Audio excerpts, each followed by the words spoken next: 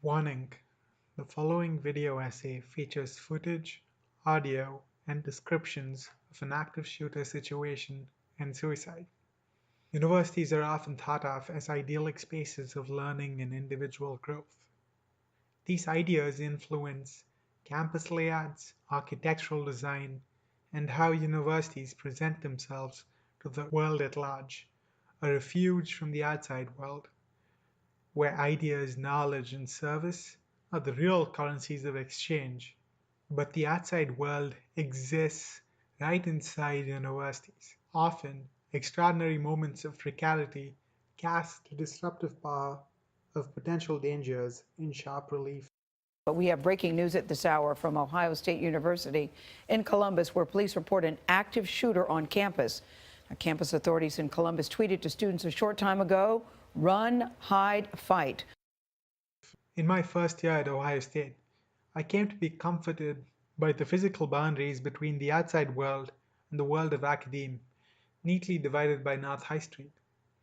On the day of the active shooter alert, I got off the bus and I was just about to cross High Street when I received an emergency message telling me to run, fight, hide. I ran to the nearest dorm where my partner had found shelter. The active knife wielder, as we later learned, was only 2 blocks from us. When I later saw videos of the police and the media at the campus building where the incident occurred, I could barely recognize it as a part of my morning commute. Some idol, this.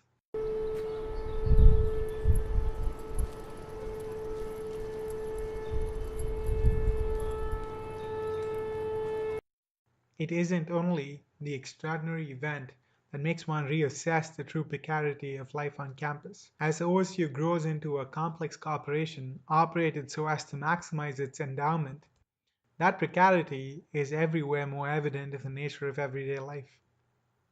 In the past 5 years, OSU has privatized its parking and energy facilities. In the same year that its endowment jumped by $1 billion, Ohio State couldn't meet an international standard for minimum counselor-student ratios, according to an investigation by The Lantern, the student newspaper. As its investments from privatizing its facilities grows, but its inability to respond to an emerging mental health crisis stays the same, one sees ironies such as this. Don't jump from the fifth floor of paid parking. Graduate students and contingent faculty know all too well the nervous conditions of precarity at OSU. As OSU's endowment skyrocketed and its long-term investments rose, the College of Arts and Sciences was diagnosed with a budget deficit that resulted in a hiring freeze. Predictably, the first to be affected were contingent faculty whose contracts, pocket change against the $1 billion, were not renewed. But hey, at least we get discounted football tickets. The sights and sounds of precarious life at OSU are never far, even from the warm and welcoming green of the Oval.